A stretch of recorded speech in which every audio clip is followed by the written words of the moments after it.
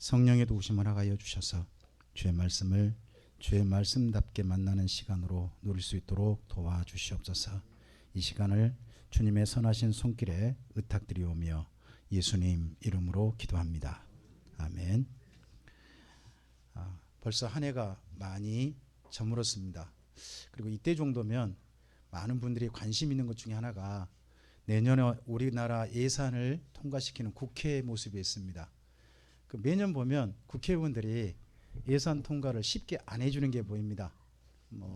다 각각의 당들의 역할이 있을 것이고 자기 나름의 뭔가 선명성을 드러내기 위한 것인지 모르겠는데 올해는 다행히 그래도 예산안은 잘 통과되어졌습니다. 근데 그러고 난 다음에 지금 이제 그 다음 내년 선거 문제라든지 그리고 또 사법개혁 문제 때문에 지금 많이 서로 부딪혀 있습니다. 특히 선거권 문제가 역시 각 당의 역할 또는 자기의 내일의 모습이 보이니까 양보할 수 없는 그런 게 돼서 지금 야당에서 필리버스터 하겠다고 그러고 해서 상당히 좀 지연되는 것 같습니다. 볼 때마다 느낀 건데 결국은 나를 위한 것 같습니다. 국가를 이해하고 그런 것보다는 결국은 나한테 좀 더 좀 오는 거 그런 게 좀 보입니다. 그래서 많이 아쉽고 그런 건 있는데 사람이란 게 그런 것 같습니다. 우리 한번 옆에 계신 분한테 한번 여쭤보겠습니까? 나를 이해하고 계십니까? 너를 이해하고 계십니까? 제가 요즘 국가 체제에 대해서 이리저리 고민 좀 해보고 하면서 제가 고민해봤자 뭐 국가가 달라지겠습니까만은 근데 이런 생각을 좀 하게 됐습니다. 저는 자유민주주의라고 하는 그러니까 민주주의와 그 다음에 공산주의라는 두 개념이 있지 않습니까? 뭐 공산주의는 요즘 없다면 사회주의가 있겠죠. 개념이 좀 반대지 않습니까? 근데 보면 제가 이제 느꼈던 것 중에 하나가 이거였습니다. 민주주의는 나라는 대상이 중심이라는 겁니다. 나면 그 다음 발전된 나를 중심한 개념을 가리켜서 자유라고 합니다. 자유, 나. 그리고 사회주의는 나가 아니라 우리입니다. 우리. 그래서 공산이란 말 자체가 원래는 공동체죠. 공산이란 말이 맞지 않고 원래는 공동체의 말이 맞는데 우리나라 번역할 때 일본에 번역된 것 때문에 공산이란 말이 나왔다고 합니다. 그래서 우리라는 개념을 신경 쓰는 사람이냐 나라는 개념을 신경 쓰느냐에 따라서 체제가 달라지는 것 같습니다. 생각 체제가. 그러다 보니까 사회주의는 우리니까 평등을 강조합니다. 그러니까 둘 다 중요한 개념이죠. 나라는 개념 속에 나온 자유도 굉장히 중요하지 않습니까? 그렇죠. 그리고 또 우리와 함께하는 우리라는 개념도 중요합니다. 제가 뭐 처음 이야기 시작할 때 이분 이야기로 출발해서 괜찮을지 모르겠습니다만은 저는 민중의 소리의 그쪽의 기자인 이완배 기자라는 분이 있어요. 그분이 경제학 출신인데 저는 그분 이야기 듣기 참 좋아합니다. 그분이 잠깐 짧게 국가 현안하고 거기에 관련해 가지고 경제를 연결해 가지고 이야기해 주는데 정말 들을만합니다. 제 생각에 굉장히 많은 부분에 저분이 근데 그분이 예수 안 믿어요. 예수 안 믿는데 어떻게 보면 성경 속에 있는 생각이 그분하고 닮아 있는 거예요. 참 아쉽죠. 어떻게 보면 그분 같은 생각이 진짜 예수 믿는 사람들의 정치인들의 생각, 경제 생각이었으면 좋겠는데 좀 그게 좀 아쉬워요. 근데 그 이완배 기자가 했던 이야기 중에 우리나라 그 대통령 가운데요. 공동체에 대해서 공동체가 허물어진 것에 대해서 언급한 유일한 대통령이 문재인 대통령이라고 합니다. 그분이 그쪽 이야기를 좀 한번 해줬어요. 무슨 이야기냐 그러면 우리나라가 IMF를 겪었지 않습니까? IMF 겪고 난 다음에 우리나라에 허물어진 게 공동체였답니다. 그렇게 사회 현상을 진단했어요. 그러면서 이제 거기 나온 분과 이야기 가운데 드라마를 갖고 이야기하더라고요. 그 전에 나온 드라마는요. 달동네 뭐 가족형 그다음에 또 뭐예요 천원일기 같은 뭐예요 공동체적인 그런 드라마가 사람들의 공감을 가지고 그랬다고 합니다. 근데요 IMF 지나고 난 다음에 모든 드라마를 보면 공동체 얘기 없답니다. 이제 그런 얘기 싹 빠져버렸다는 거예요. 그러면 우리나라 자체 개념에서 뭐가 지금 사라졌다는 거예요? 사람들의 마음속에 우리라고 하는 개념 공동체라고 하는 개념이 점점 사라졌다는 겁니다. 그러면서 사람들이 전부 다 나라고 하는 개념으로 모두 가고 있다는 거죠. 그러면서 참 안타깝다라고 진단을 하는 거예요. 오늘 제가 여러분과 함께 잠깐 보게 될 여기 민수기 말씀이 그러한 관점으로 좀 볼 수 있는 말씀이에요. 여러분, 신은 왜 존재해야 되나요? 하는 거에 대해서 수많은 생각을 가질 수 있습니다. 나는 왜 신을 믿어야 되죠? 신앙이란 왜 가져야 되나요? 하는 것을 수많은 사람 다양한 정의를 할 수 있습니다. 그런데요, 이런 사람이 있습니다. 신을요, 나를 위해서 이용하는 사람들이 있어요. 여러분, 신을 자기를 위해서 이용했던 대표적인 고대 사람들이 누구냐 그러면 정치권입니다. 자기 체제 안정을 위해서 사람들에게 보이지 않는 세계에 신을 언급함으로써 뭐예요? 그 신이 이렇게 말씀했다 그러면서 뭐예요? 체제를 유지하는 방법으로 종교를 이용했어요. 그래서 고대의 종교인들은요, 최고위층이었어요. 왜요? 최고위층이 필요로 하는 가장 파트너니까. 그래서 종교와 정치는 뗄래야 뗄 수 없는 관계였습니다.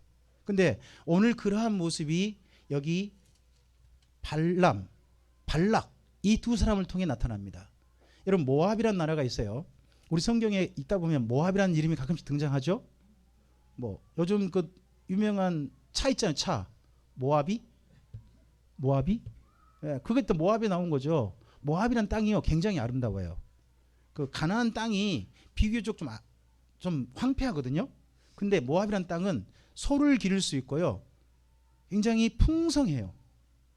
그래서 잘 사는 동네입니다. 근데 모압 사람들이 문제는 뭐냐 그러면 지형이 좁아요. 좁다 보니까 한 가지 약한데 군사가 약해요. 군사가 약하는데 잘 살긴 잘 살아요. 그런데요, 이 모압이라는 사람들이 열심히 잘 살고 있는데 바로 옆에 살고 있던 나라가 바사랑 옥, 아모리 왕 시온이었어요. 서로 경계를 이루고 있었어요. 그런데 이 바사랑 옥하고 아모리 왕 시온이요, 맥없이 죽임당하는 거예요. 이스라엘 민족에게 죽임당해가지고 그 나라마저도 뺏겼어요. 그 나라를 지금 이스라엘 민족이 차지했어요. 우리 흔히 성경에 보면 요단 동편에 두 지파 반이 자리 잡았다 그러죠. 거기가 아모리 왕 시온과 바사랑 옥의 땅이에요. 거기를 잡아먹었어요. 근데 바로 국경 맞아온 나라가 그 다음 누구 나라냐 그러면 모압이거든요. 그 가장 가까운데, 모압은 또 여러 민족이 중심 함께하는 연합체제인데 바로 국경에 가까이 있는 모압 쪽 사람이 미디안이라고 불러요. 여러분 성경에 미디안이라는 말 가끔씩 나오죠. 그 미디안족이 바로 이스라엘 민족하고 지금 바로 이제 옆인 거예요. 그러면 어떠세요? 미디안 사람들은 무슨 생각이 들까요? 옆에 자기의 여지껏 망할 것 같지 않은, 자기 나라도 감히 덤벼들 수 없는 두 나라가, 옆에 나라가 순식간에 망했어요. 이스라엘 민족에게. 더군다나 이스라엘 민족은요, 땅이 없어요. 그러면서 땅이 없으니까는 그 땅을 점령해가지고 살아요. 그럼 땅이 더 필요하죠. 아직도 민족이 지금 엄청나게 남았단 말이에요. 그러면 미디안 사람들은 무슨 생각이 들겠어요? 저들이 우리 땅도 먹어서 어떻게 하겠다, 우리는 죽임당하고 쫓겨나거나 그러겠다, 그런 생각이 당연히 들 거 아니에요. 그 이야기가 오늘 민수기 22장에서 출발해요. 잠깐 좀 함께 읽어보겠습니다. 여러분 2절부터 22장 2절부터 우리 3절까지 한번 읽어볼까요? 읽겠습니다. 십볼의 아들 발락이 이스라엘이 아모리인에게 행한 모든 일을 보았으므로 모압이 심히 두려워하였으니요, 이스라엘 백성이 많음으로 말미암아 모압이 이스라엘 자손 때문에 뭐 했다고요? 번민했답니다. 번민의 내용이 뭐냐? 그 다음 절요 읽어보세요. 4절요. 미디안 장로들에게 이르되 이제 이 무리가 소가 밭의 풀을 뜯어먹음 같이 우리 사방에 있는 것을 다 뜯어먹으리로다 하니 그때에 십볼의 아들 발락이 모압 왕이었답니다. 소가 풀을 뜯어먹는 것처럼 자기 나라 땅도 어떻게 할 거다? 전부 다 먹어버릴 것이다. 우리 땅 뺏길 것이다. 왜? 그 옆에 강한 나라 두 나라도 당연히 뺏었는데, 그리고 우리나라는 이렇게 약하니까 더 뺏어 뺏길 거 아니냐, 이런 두려움과 공포가 온 거예요. 근데요, 알고 보니까 하나님께서는요, 모압 땅 치지 마라 그랬어요. 신명기 가보면 모압이 저기 누구로 인한 자손이죠? 아브라함의 조카 룻의 롯? 롯과 룻 가끔 헷갈려 죄송합니다. 이 조카의 후손이잖아요. 그래도 아브라함의 가족이라고요. 뭐 하지 말라고. 하나님 거기 치지 말라고 했어요. 근데 그걸 알았으면 걱정 안 했겠죠. 근데 그걸 들은 적이 있어야 말이죠. 자기들 좀 들은 적도 하니까 뭐예요? 당연히 공포스럽고 두렵고 떨리는 거죠. 그쪽 생각도 모르니까. 어떻게 배웠는지도 모르고 어떻게 할지 모르니까 자기들은 겁나는 거죠. 이 겁난 것 때문에 그 다음에 선제 조치를 하게 합니다. 공격당하기 전에 뭐 하자는 거예요? 저쪽에 우리가 뭐 해버리자. 먼저 공격하자 하는 겁니다. 근데 군사가 있어요 없어요? 군사는 약해요. 그럼 공격할 수 있는 방법이 뭐겠어요? 이제 찾아보는 거죠. 그게 방법이 뭐냐? 그 모든 과거의 나라들은 신을 중심하잖아요. 그러면 누구의 힘을 빌리자? 신의 힘을 빌리자는 겁니다.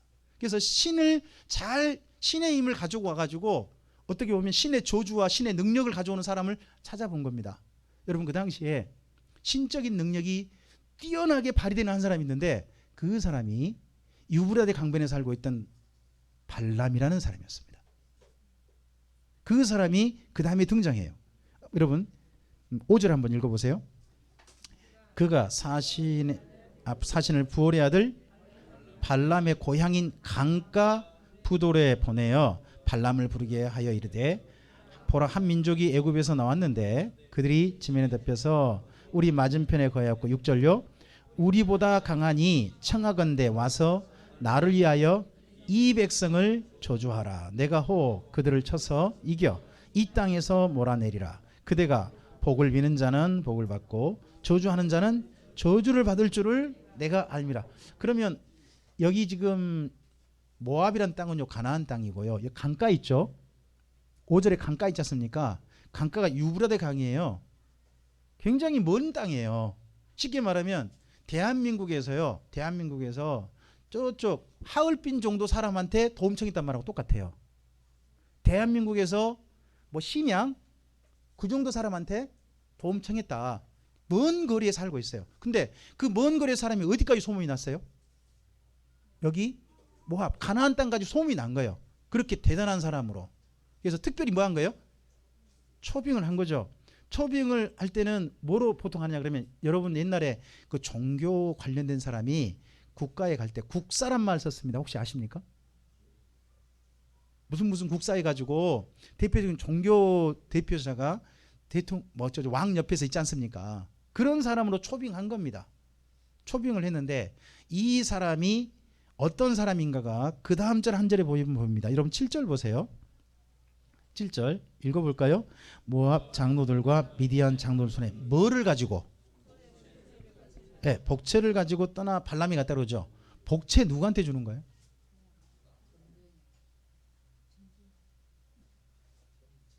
점치는 사람이에요. 점치는 사람 주는 거예요. 여러분 주변에 혹시 점치는 사람 많이 보셨어요? 영업하신 분들 많잖아요. 네, 거기 보면 혹시 각각의 그 자기한테 있다는 귀신 이름이 다른 거 보이셨어요? 귀신 이름이 다 다르죠. 무슨 장군도 있고, 무슨 뭐 동자 그런 것도 있고, 무슨 또 뭔 왕도 있고, 또 그다음에 무슨 하여튼 무슨 신 그런 것도 있고, 막 그러잖아요. 각각이 다르잖아요. 그러면 여기 발람이라는 사람한테 오는 귀신 이름은 뭘까요? 복채인 거 보니까 무당이에요. 무당. 남자를 보고 박수라 그래요. 박수. 이런 사람 보고 박수 무당인데 이 사람은 그러면 무슨 신을 내걸었을까요? 어떤 신이 이렇게 여호와라고 하는 귀신. 이 사람이 여호와라고 하는 신을 자기한테는 귀신 이름으로 소개하는 거예요. 하나님이 갑자기 뭐가 돼버렸어요? 귀신이 됐어요. 왜 이랬을까 생각해 보면 여러분 이스라엘 민족이 출애굽했잖아요. 출애굽해가지고 그 심지어 이집트를 갔다가 두드러 패고 나왔잖아요. 그 군대도 어떻게 됐어요? 세상에 홍해에 빠뜨리고 하면서 엄청나게 알려진 거죠. 이스라엘 민족과 함께하는 신 이름이 뭐더라? 근데 이 소문 어디까지 퍼졌느냐? 메소포타미아까지 퍼진 거예요. 그래서 메소포타미아에 있는 이 발람이라는 사람이요, 자기한테는 귀신 이름을 누구 이름으로 얼른 하자, 여호와로 하자. 그러니까 도입이 시급하다 해가지고 자기한테 오는 귀신 이름을 여호와로 해가지고 여지껏 뭐 한 거예요? 제가 우리나라 말 이런 말 있잖아요. 영험하다. 제법 좀 많이 나간 거예요. 그래 그렇게 소문이 난 거죠. 그래서 이게 참 재밌게 됐는데 여호와 하나님이 함께하는 이스라엘 민족과 여호와 귀신을 부르는 발람하고 둘이 선 겁니다. 여호와가 선 거죠. 그런 장면이 여기 22장부터 24장까지예요. 귀신이 이길까요? 하나님이 이길까요? 우리는 당연히 하나님이 이길 거지만 여러분 모압 사람도 누가 이긴다고 생각해요? 여러분 이 귀신이 국제적인 귀신이니까 대단히 엄청나게 알려졌어요. 대단한 귀신으로. 더더구나 여러분 그 귀신을 어떻게 할 수 있느냐? 뭐 할 수 있다고요? 저주할 수 있대요. 여러분 과거 많은 사람들이요 신을 어떻게 한다? 나를 위해서 이용할 수 있다고 생각해요. 신을 나를 위해서 이용한다. 내 목적과 내 이익을 위해서 신을 어떻게 할 수 있어요? 신의 힘을 빌어가지고 내 어떤 목적을 성취하는 거죠. 그런 방법으로 쓰는데 그게 바로 뭐냐? 대표적인 방법이 저주예요. 여러분 우리나라 혹시 기억나세요? 그 연속극 보시다 보면 웬 사람 모양 만들어가지고 바늘로 귀신 이름으로 찌르잖아요. 그러면 저쪽 사람이 하고 그런 거 많이 보지 않으셨어요? 이런 것처럼 신을 뭐 하는 거죠? 자기를 위해서 이용해요. 근데 이 발락과 발람이 그렇게 하는 거예요. 이스라엘 민족을 하려고 그래요. 근데 이 사람이 가짜인 게 어디서 드러나냐? 첫째, 선 자리가 중요해요. 여러분 22장 끝에 가보세요. 22장 41절 보실까요?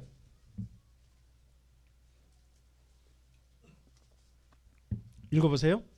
아침에 발락이 발람과 함께하고 그를 인도하여 어디에 올랐다고요? 바알라 산당에 오르매 발람이 거기서 이스라엘 백성이 진 끝까지 봤답니다. 자, 그 다음 23절을 봐보세요. 23장 1절. 자, 읽어보죠. 발람이 발락에게 이르되 나를 위하여 여기 제단 몇 개를 쌓으래요? 7을 쌓고 거기 수송아지 7마리와 순양 7마리를 준비하소서 합니다. 여러분 우리나라 같으면 뭐죠 이게? 무당이요. 뭐 차리라 그래요? 네, 귀신을 위한 상 차리라 그러잖아요. 상을 몇 개 차리래요? 7개는 차리래요. 누구를 위해 차리래요? 신도 아니요. 누구? 자기를 위해서. 그것도 장소가 어디예요? 바알에 산다. 종합이죠. 가짜들의 종합인 거죠. 완전히. 그런 사람이 누구? 이 발람이에요. 그리고 이 사람이 신을 부르는 방법이요. 24장 첫머리 보면 나와요. 신을 부르는 방법. 24장 1절 봐보세요. 24장 1절 함께 읽어볼까요? 발람이 자기가 이스라엘을 축복하는 것을 여호와께서 선히 여기심을 보고 전과 같이 점수를 쓰지 아니하고 그의 낯을 광야로 향했답니다. 여러분 신을 부르기 위해서 뭘 썼다고요? 점술. 이걸 보고 뭐라 그러죠? 신 부르는 점수를 보고 우리나라식으로 뭐라고 그래요? 이걸 보고 푸닥거리라 그래요. 신을 부르는 의식이죠. 모르세요? 그 대부분 보면 막 흔들고 막 그러다 보면 마침내 신이 오면 뭐예요? 대나무가 다다다 막 떨리고 그거 있지 않습니까? 그리고 어디 올라가고 작두에 많이 보셨네요. 상상이 되시죠? 그렇게 신을 부르는 의식으로 여호와를 부르는 사람이 누구? 근데 자기한테 오는 귀신이 예전과 좀 다른 거예요.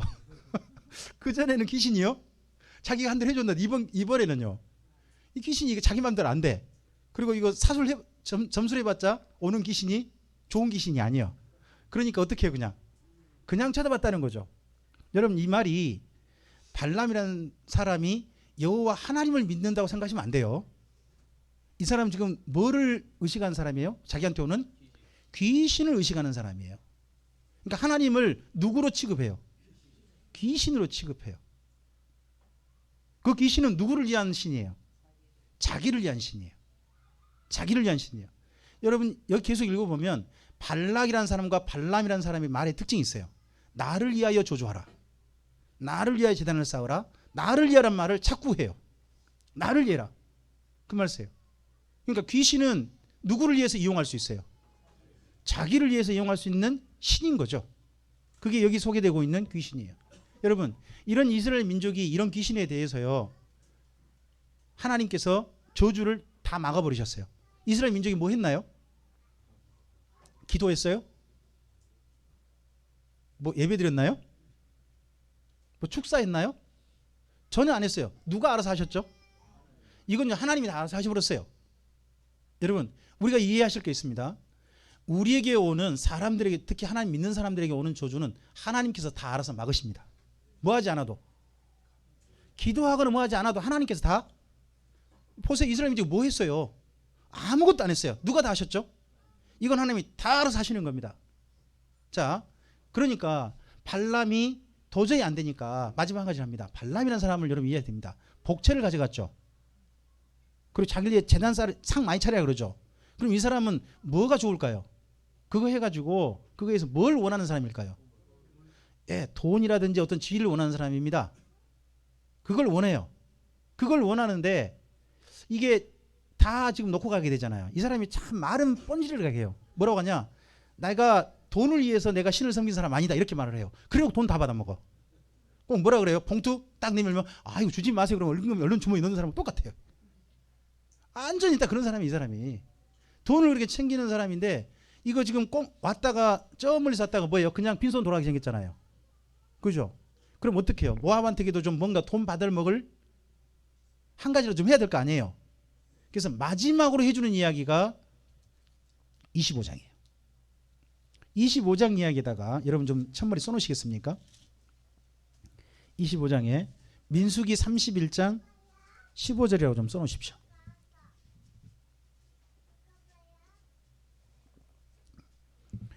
여기를 우리가 오해할 수 있는데 거기 25장 앞에 24장 25절 있죠. 24장 25절 뭐라고 돼 있습니까? 발람이 일어나 자기 곳으로 돌아가고 발락도. 그러면 발람 어디 가버렸어요? 거기 유브라데 간 것 같잖아요. 근데 갔다고 돼 있는데 안 갔어요. 다시 돌아왔어. 나중에 발람이라는 사람이 죽는데요. 모압 속에서 죽어요. 이스라엘 민족이 한번 당하고 나는데 모압을 한번 쳐버리거든요. 근데 그 속에 누가 있느냐? 발람이 있어요. 이 사람 갔어요 안 갔어요? 그러면 갔다가 다시 잡은 거예요. 아마도 돈이 안 됐으니까. 자, 그거 이야기를 31장 15절에 나와요. 한번 가서 찾아서 읽어보실까요? 31장 15절. 예, 15절 16절까지 읽어보죠. 모세가 그들에게 이르되 너희가 여자들을 다 살려두었느냐? 보라, 이들이 누구의 꾀를 따라? 발람의 꾀를 따라 이스라엘 자손을 부올의 사건에서 여호와 앞에 범죄하게 하여 여호와의 회중 가운데 연병이 일어나게 했답니다. 누구의 꾀를 따라? 그러면 여기 25장에 그 미디안 여자들이 자기 신들한테 제사하면서요 이스라엘 민족 남자들을 초대해요. 초대하는 이 꾀를 누가 알려준 거예요? 이 사람이 끝까지 뭐예요? 끝까지 원하는 게 뭐예요? 결국은 이렇게 왔으니까 빈손 돌아갈 수 없다 하는 게 이 사람의 방법이에요. 자, 그런데요 문제는 뭐냐? 25장에요 이 이야기에 이 꾀에 이스라엘 민족이 넘어가 버려요. 자, 밖에서 오는 저주는 누가 막으셨죠? 하나님이 다 알아서 막으셨습니다. 그런데요 이스라엘 민족 스스로 부패하고 타 종교로 가는 건요 하나님께서 못 말리시는 겁니다. 세상에 여자들이 부르니까 갔습니다. 또 생각해 보시면 여러분 광야에서 이스라엘 민족이 40년간 지냈지 않습니까? 그러면 40년 동안 어떻게 몸치장 좀 했을까요? 여자들이? 화장도 안 하고 맨날 그런 얼굴 같아요. 뿌시뿌시하고 뭐 머리나 제대로 감았는 거. 광야에 물도 없는데 뭐 머리나 제대로 감았겠어요. 그런데 그쪽 모압은요 좋은 땅이고 잘 살아요. 그럼 여자들이요. 요즘 대한민국 여자들이 이뻐 보이는 이유가 뭔지 아세요? 잘 꾸몄어요. 사실 잘 꾸몄거든요. 예? 근데요 저쪽 아프리카 여인 같은 데라든지 그런 데 보면 못 사는 나라 여인들 보면 좀 그래도 좀 우리나라 여인보다는 좀 덜 생겨 보여요. 이유가 뭐냐? 안 꾸며서 그래요. 광야에서 뭔 꾸몄겠어요. 근데 미디안 여자들이 그 꾸민 여자들이 유혹하니까 남자들이 넘어가면 돼요 안 돼요?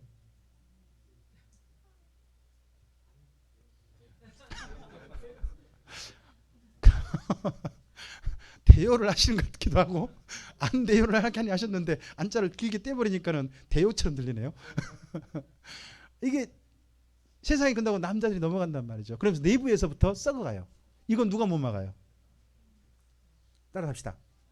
밖에서 오는 저주는, 밖에서 오는 귀신은 하나님께서 막으시나 사람이 스스로 타락하는 것은 하나님도 못 말린다.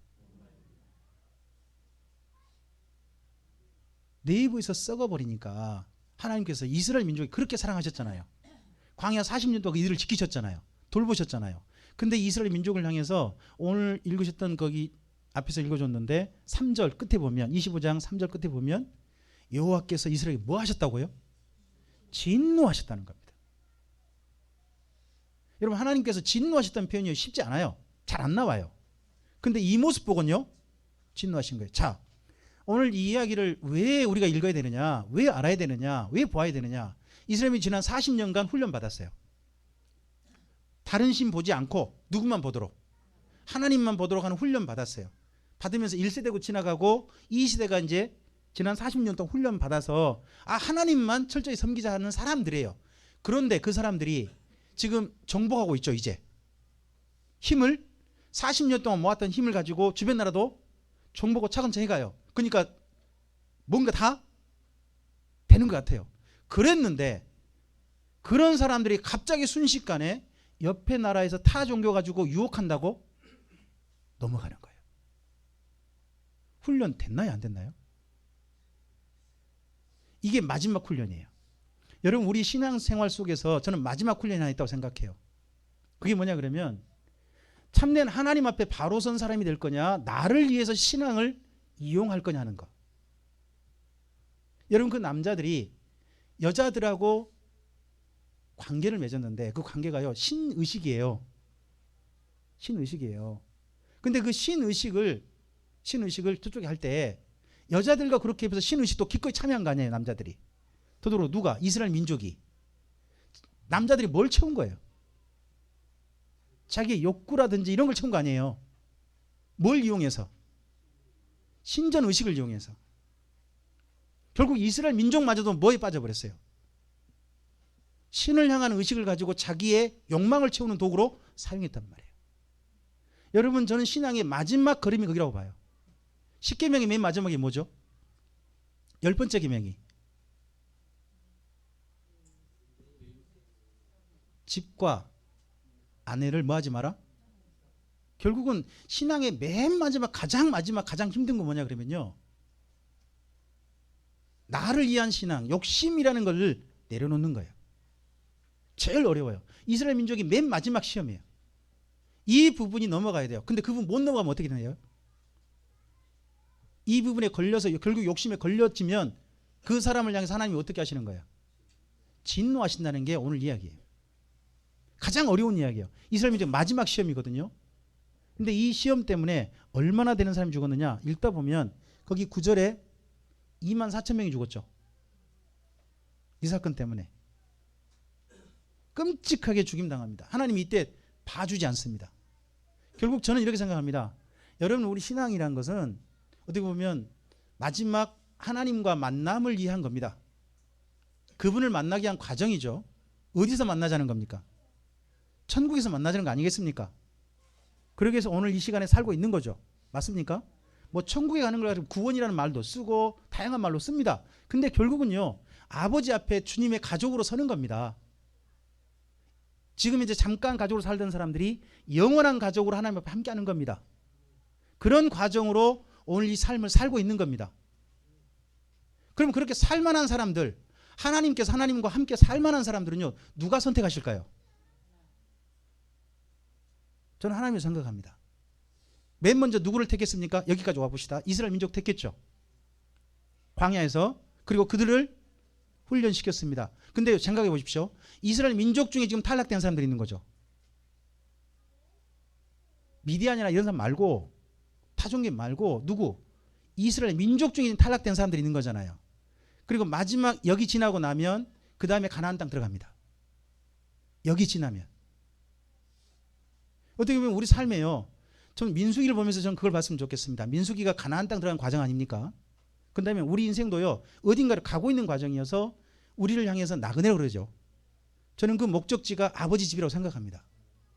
그러면 거기 도착할 때까지 달라져야 할 게 있는 거죠. 달라져야 할 거. 오늘 이스라엘 민족이 이것까지도 달라져야 가나안 땅 들어갈 수 있습니다. 이것까지 달라져야. 이거 못 넘어간 사람은 오늘 여기 말씀에서요 죽었습니다. 우리의 마지막 이 부분까지도 주님께서 그냥 읽으라고 주신 게 저는 아니라고 생각합니다.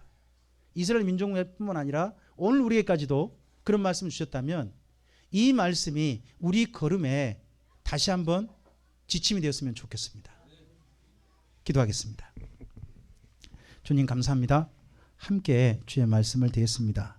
이 말씀이 다시 한번 우리의 삶을 새롭게 걸어가게 하는 힘이 되기를 소원합니다. 주님께서 우리를 예수님 안에서 불러주셨습니다. 다들 예수님과 상관없는 인생을 사는데도 불구하고 예수님을 나의 구주로 믿고 하나님 아버지를 향하여서 아버지가 계신 보좌를 향하여서 걸어가는 인생으로 여기까지 걸어올 수 있게 하셨습니다. 이제 걸어가는 사람이 오늘 민수기 말씀을 만났습니다. 가나안 땅 들어가기 직전에 이스라엘 민족의 마지막 이야기, 그들을 공격하는 귀신과 또한 그 밖에 사람들의 이야기도 보았습니다.